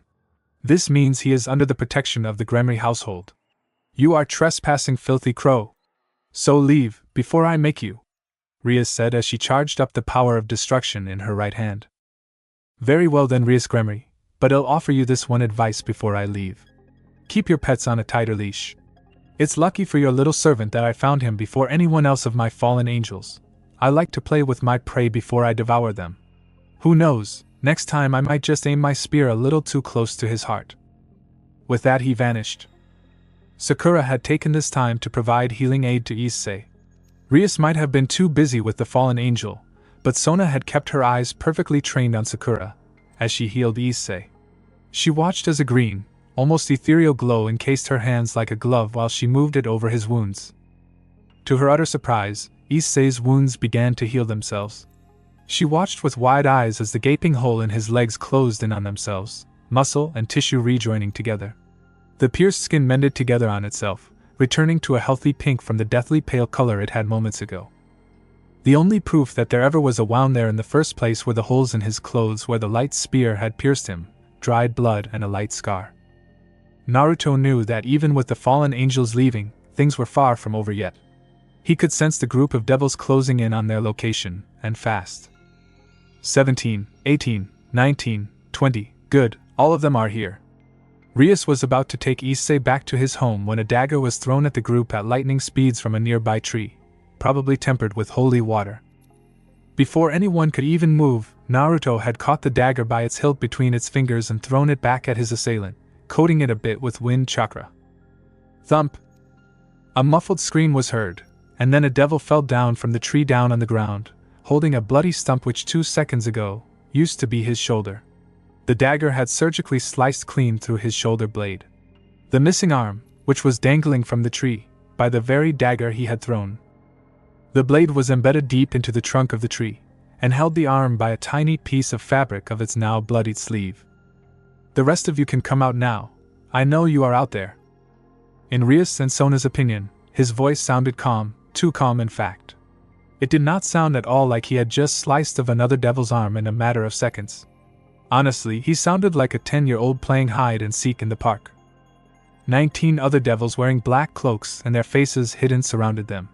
Their leader stepped forward and said in a commanding sort of voice, Naruto Uzumaki, our leader wishes to meet you. Come peacefully, and we will let this one attack slide. Although he tried to not show it, he was a bit intimidated by this young devil. He had killed one of their men like it was nothing in the blink of an eye. Everything from his posture to the look in his eyes showed that this man in front of him was a trained killer. And what if I say no? He asked with a smirk and a tone like he was discussing weather. You might be strong, but even you cannot take on so many enemies at once. We will take you with us. Boss asked for you to be delivered to him. He didn't ask how exactly you are to be delivered. I am sure you can still be of use without an arm or a leg. One cocky devil stepped forward and said, though he didn't sound so sure of himself. And who said he is alone? a voice behind the same devil said. Before he could turn around and get a good look at his attacker, a fist covered in lightning erupted from his chest through his back, killing him before he could even make another sound. The park was flooded yet again, this time by the Hokage's personal guard, surrounding everyone else. You didn't think we would leave our Taicho unattended now, would you? Kakashi asked as he removed his bloodied fist from his victim with a sickening squelch. Rias and Sona looked horrified, while Naruto looked calm as ever, hands inside his pockets, leaning against one of the trees in the park, giving off what he considered was the best Sasuke impression. Oh, and guys, one thing before we get started, Naruto said, pointing a finger at the leader of the fools who dared attack him and his friends. Leave that one alive. The man in question could only hope he hadn't said that. Aren't you going to help them? Questioned Rias. Relax, each one of us have faced far worse than a bunch of devils. All of us have been in life-threatening situations since we were 12, Kakashi-sensei has been since he was 7. Sona was going to question him further, but a loud boom stopped her. She looked towards the battlefield to see Sakura, who had punched a devil right in the gut. Shinaro! Sakura shouted as she threw a mean right hook laced with chakra right in one of the devil's gut from his side. The devil in question fell to the ground, coughing blood and creating a massive crater. Cracks appeared on the ground as the rogue devil's body was blasted to smithereens. Blood and guts flew through the air, making it rain blood. You guys have told me a lot about your own peerage and their abilities, but none of you know about mine, so I'll start right here, Naruto said, as the fighting in front of them continued. Where I come from, boys and girls are assigned into special squads of 4. 3 students in training led by a Jounin sensei. Each squad is made for a special purpose, like mine for instance. My squad, which was Squad 7, was led by Kakashi sensei, who is now a knight under my peerage, led me, Sakura and Sai. We were the frontline strikers and assault team. The heavy hitters. Kakashi sensei and Sai both are extremely talented, have high chakra reserves for their age and rely on speed and precision. On the battlefield, Sai had managed to ensnare 4 of the devils with ink serpents, and had sent a pair of ink lions after the others who had tried to attack from behind. Kakashi made quick use of his Chidori to finish off the trap devils and sent a lightning dragon to assist Sai. Sakura is my rook and is the strongest in terms of physical strength in my entire peerage, only matched by my queen, Tsunade Senju. She was her personal apprentice for many years and is a great healer as well. Sakura, who was now littered with a few minor cuts and bruises here and there, punched another devil right in the skull, making it explode with her sheer power, even before the body could fly off and ram itself into the nearest wall. Shikamaru and Temari were both parts of a squad which was more of a detect threat dispose threat kind of squad. Temari too is a knight like Kakashi and has high speed and reflexes, which support her wind-style techniques perfectly. Shikamaru might look lazy and unmotivated, but he has the sharpest mind out of all of us. He is a perfect strategist. He has an IQ of well over 200, and has been my advisor for quite a few years. On the battlefield, Shikamaru used the shadow stitching jutsu on multiple enemies to pierce their wings and limbs, while Temari used her battle fan to finish them off. They used their own collaboration jutsu, which they had perfected all those years ago in Demon Country, where Shikamaru used a combination of the Kage Main and Kage Nui no Jutsu to bind and trap his opponents, and Temari used her most powerful wind jutsu, the summoning blade dance, to slice them in half. Together they formed the Anbu Guard for the Hokage, the best of the best, elite of the elite. Their sole duty and job is to protect the Hokage's life. In this case, me. 3 devils who had somehow escaped the slaughter that took place a few minutes ago slowly crept up from behind the trio and jumped on them, each holding a dagger aimed at a vital point. Rias and Sona wanted to shout, but after seeing such carnage and being so close to death, any hope they might have had of warning Naruto was struck in their throats as a silent scream. But apparently it was not needed, as a golden claw made of orange chakra erupted from his back and covered all 3 of them, basking them in its protective and warm glow, as Naruto was covered in a strange orange chakra cloak with black stripes as markings, with 9 black balls floating behind him, each with a picture of a snarling-tailed beast on it. His eyes turned golden, with cross slits for pupils and an even darker orange iris. Golden chakra chains erupted from the ground, which were covered with black flames at their tips and binded the 3 rogue devils together, before mercilessly slaughtering them into pieces. And I am Naruto Uzumaki, Nanadame Hokage of Konohagakure no Sato, Kami no Shinobi. Both Sona and Rias, who up until this point had been terrified, somehow felt at peace when they were covered with the strange orange chakra shroud. His mesmerizing golden eyes just seemed to calm them down in a way nothing had been able to before. The fact that he had been able to use his own body as a shield to protect those two only solidified their earlier beliefs. The leader of the group, who had seen it all happen under a matter of minutes, was still too dazed to even move from his place. Finally snapping to his senses, he decided to take a wiser course of action than to face this monster, and made a run for it. He hadn't gotten very far away when he was suddenly stopped in his tracks. He turned around to see his own shadow connected with that damned Nara's, and a golden chain binding his ankle which came out of the Uzumaki's back. "You didn't think I forgot about you now, did you?" He gave no answer. "I suppose it's futile asking who sent you to try and capture me, isn't it?" The devil, which was now brought to his knees and had his arms spread by his side, spat at Naruto's feet a mixture of spit and blood and answered, "Try your worst, scum. I will never betray my master for the likes of you." Sai punched him in the gut to make their point across. He coughed up blood again. "I must say I am disappointed. Is this the worst you can do? I've had little babies punch me harder." Ngh whatever he was going to say next was silenced as Kakashi brought out a kunai and stabbed him in the shoulder.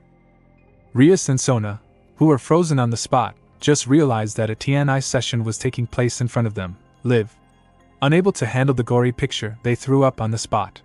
Both of them, heaving their late lunches. Seeing the conditions of the two girls behind him, Naruto decided to end it early. Giving a signal to Kakashi to stop, he said, "I don't have time to play games. It seems we will have to do this the hard way then." His eyes turned blood red and black, the cursed reverse atomic spiral of his best friend showing up in his blue eyes once again. "Watch over me, Sasuke. Tsukuyami." Not even a second later, a blood-curdling, bone-chilling scream was heard from the devil. Rias and Sona, who were hunched over, looked at Naruto from the corner of their eyes and gasped. His eyes had changed color once again, but this time it wasn't the golden and cross slits. They were black and blood red, a reverse atomic structure with a three-pointed star in the center of his black and red eyes. Both of these eyes held great power, but while the golden one sent a calming, soothing aura over anyone they watched, these were the exact opposite. Nothing in their life they had seen looked so dark and menacing. These eyes withheld great sorrow and pain. They couldn't even begin to imagine what kind of arduous journey Naruto must have went through to have attained such eyes. Both of them instinctively hugged the clones as tight as they could, burying their faces into their shoulders, which had been holding on to their hair as they threw up. Looking over to the others, he gave a slight nod. The area was soon cleaned up, the Uzumaki spiral lit up beneath the group once again, and they had all vanished together. After they had arrived at the ORC clubroom that night, and both Rias and Sona had calmed down, Naruto asked Rias to summon her brother to the school. As soon as news reached Serafal and Surzek's ears that their sisters had been caught in crossfire between a group of rogue devils and Naruto and his peerage, they rushed to the human world as fast as they could. The transportation runes of Gremory and Citri glowed in the clubroom, and out came Serafal Leviathan and Surzek's Lucifer, both of their masks of cheeriness and goofiness all but gone. "Who was it? Who dared to touch my little sister?" both of them asked in a low, completely serious voice. Nothing could have prepared them for the answer Naruto gave them. "Relax, Surzek, your sister is fine. I'll explain everything to you soon enough. But before we begin, why don't you tell me all you know about Rise of and Live on Lucifer?" Previously on A Devil's Return Home. The transportation runes of Gremory and Citri glowed in the clubroom, and out came Serafal Leviathan and Surzek's Lucifer, both of their masks of cheeriness and goofiness all but gone. "Who was it? Who dared to touch my little sister?" both of them asked in a low, completely serious voice. Nothing could have prepared them for the answer Naruto gave them.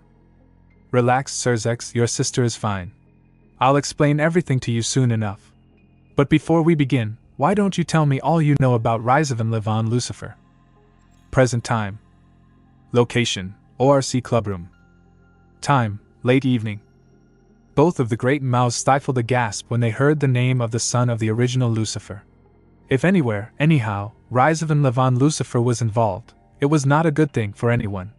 Surzek steeled himself, his goofy personality and childish humor all but gone. His face took a calm, stony expression.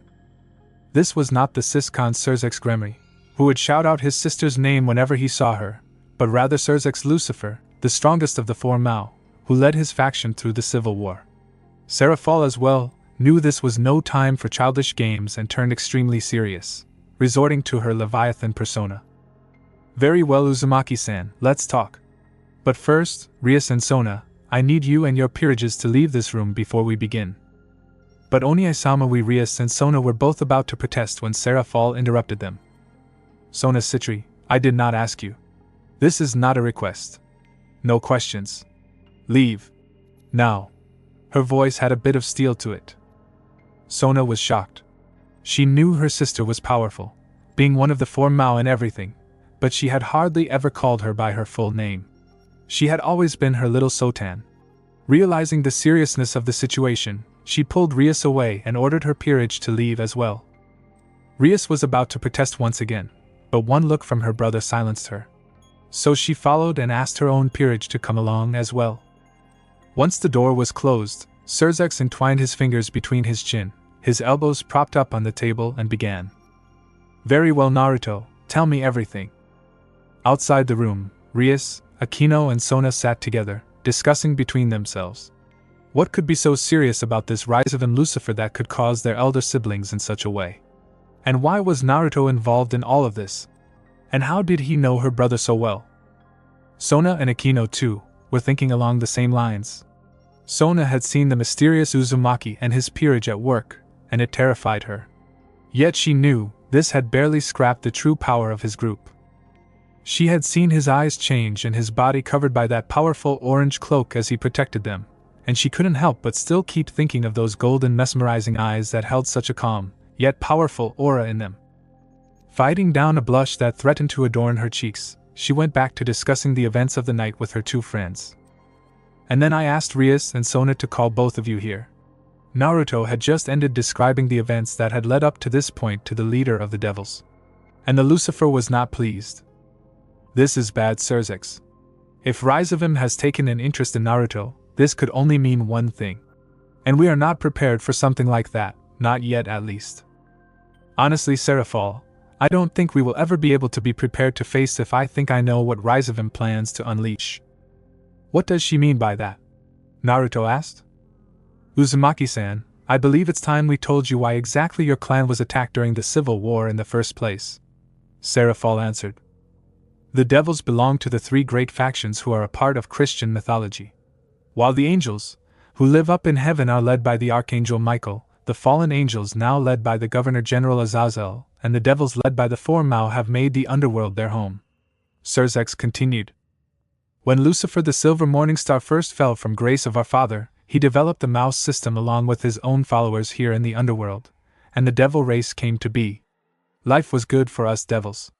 We lived here in the underworld, while the angels lived up in heaven.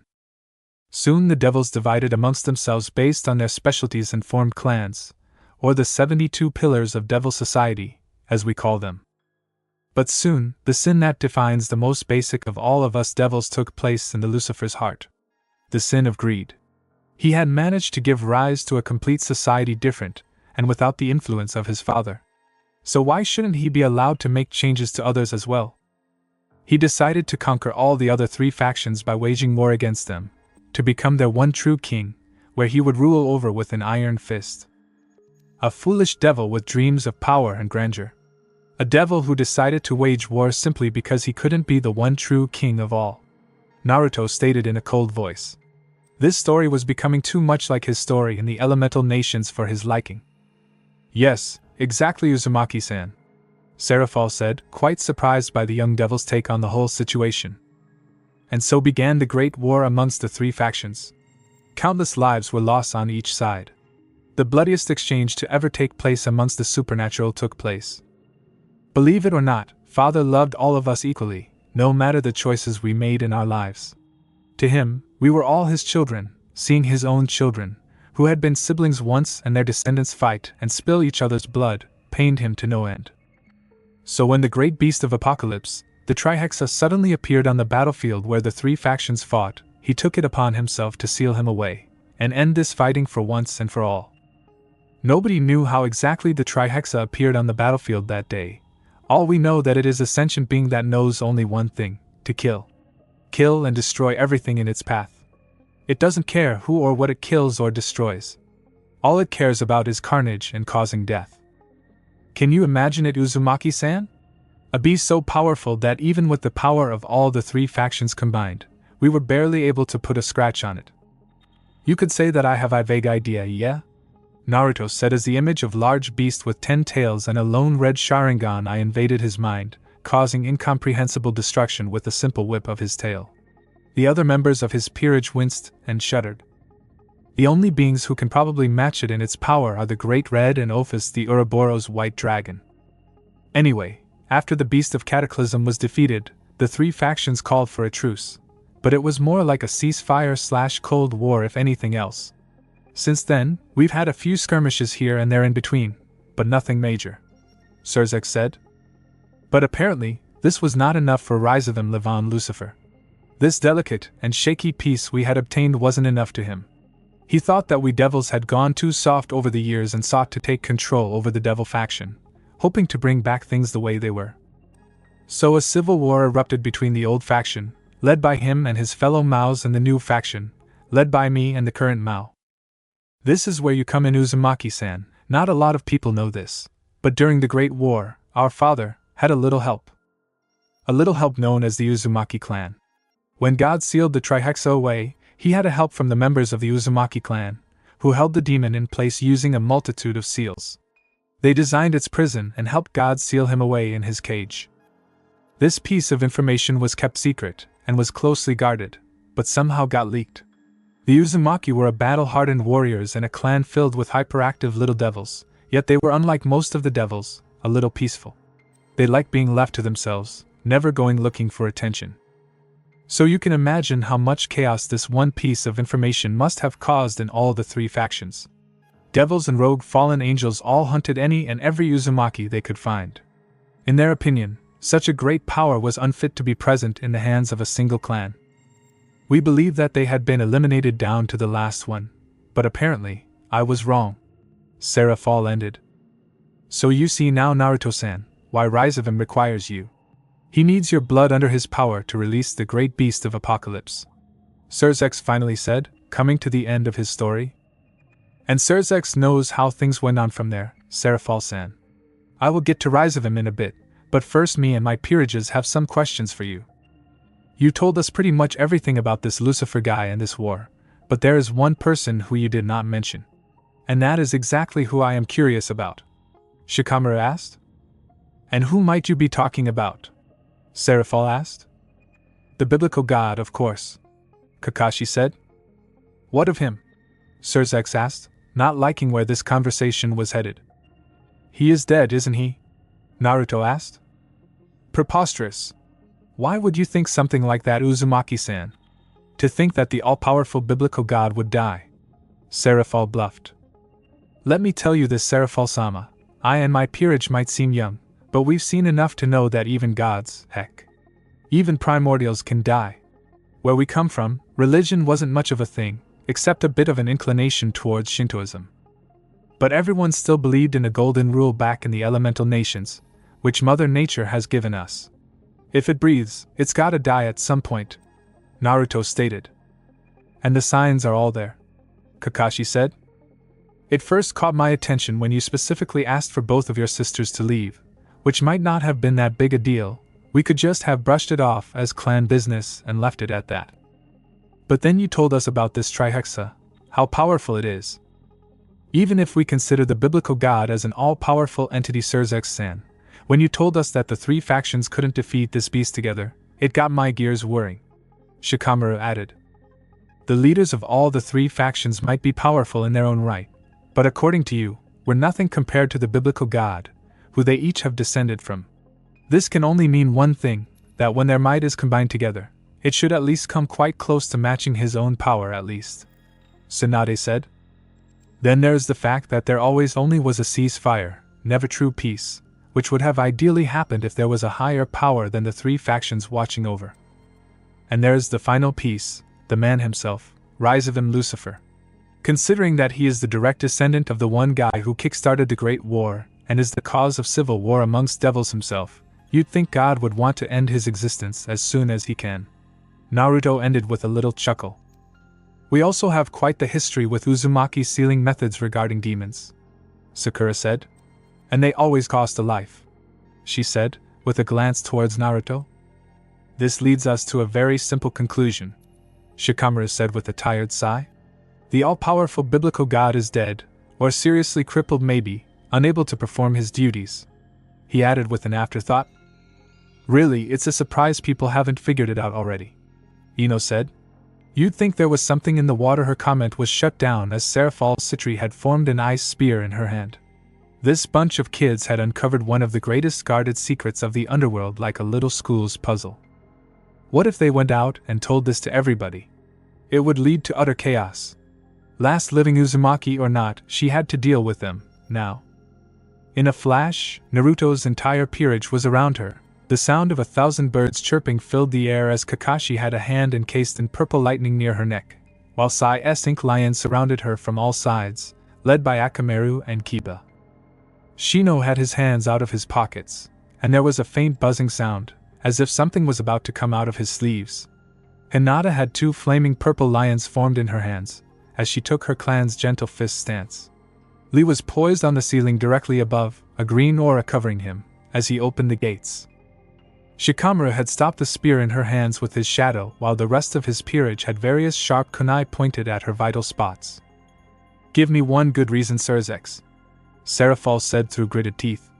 The shadow's grip was surprisingly tight. So fast, Seraphal thought. She could have got out of this easily. She was the second strongest Mao after all, but she would suffer serious injuries. Then there was the king himself, who had not made a move yet. He still sat on his end of the table, his facial features replicating Sirzex in every way possible. Naruto and Sirzex looked at each other, with a smirk on their faces, mirroring each other perfectly. Both of them knew they would be able to control their sides if things went south. So they just sat there, watching each other. Such intellect and power combined. And they said mine was a peerage of monsters, Sirzex thought, with a small internal chuckle. Stand back, Seraphal. We didn't come here to spill blood, Sirzex commanded. Naruto too clicked his fingers, and everyone was back at his side. Though now everyone had adopted a rather stiff position. They were now ready to attack at a moment's notice. I believe with the recent revelations that have come to light, we can come to an agreeable decision, Naruto-san. And no one needs to get hurt here. All I ask of you is to keep whatever that is said here a secret. You have my word, Lucifer-sama. I wasn't planning on telling about it to anyone even before. Seraphal sighed in relief. It wouldn't do well if someone took to the skies to shout about the death of the biblical god. I also have a favor to ask of you, Naruto-san, Sirzex said. And what would that might be? Train both Rias and Sona's peerages. Wait, what? Seraphal shouted. Naruto merely raised an eyebrow in amusement. Tsunade, too, looked interested in this conversation now. Exactly as I said, the threat of rise of Lucifer is too great to ignore. It won't be every time Naruto-san will be around to protect them. And this won't be the last attack that might happen here in Ko Town. I can feel it. Something has started to stir up, and it will be big. A storm is coming, Seraphal. And I want to protect both of our sisters the best way I can. Even then, we both are well enough capable to train them, Sirzex. Why would you put your faith in one boy and his peerage? It was a valid question. Apart from the fact that Naruto was more than capable of training his sister, it also gave them a chance to bond together. But no one needed to know that part. Time was running out for the Lucifer, and he had to act fast. So much to do, so little time. Show her, Naruto said. Everything? Sirzex asked with a bit of disbelief in his voice. Don't leave out one bit. It was Shikamaru this time who spoke. One long-ass jump through the memories and an explanation later again. Seraphal Leviathan was a cheerful and bubbly person by nature. At a young age, she had decided that she would never let the small, happy, goofy child inside her die, no matter how old she got. She absolutely abhorred how crazy and struck up the older devils acted. To this resolution she had made herself, she decided to put a Rio in a jar every time she acted like her elders or went speechless. The jar had apparently filled itself during the course of war quite well, but hadn't been of much ever since. But this time. This it looked like she would need whole wad of notes and sake this time. Lots of it. This is exactly why we fought the war, Surzex, so that the next generation of children could grow up just like that. Children. Do you think it's safe to do this? Seraphol asked, with a bit of desperation in her voice. It must have been a noble sentiment at that time, I agree. But it has led to these people being too lax in everything they do. I remember someone from the Phoenix clan boasting about his experience in the raiding games. How he had won 35 of them. It was a bit annoying in my opinion. Kiba let out an unnatural cough that sounded like bullshit. As Kiba rightly said, bullshit. These raiding games will not give you experience. Experience gives you experience.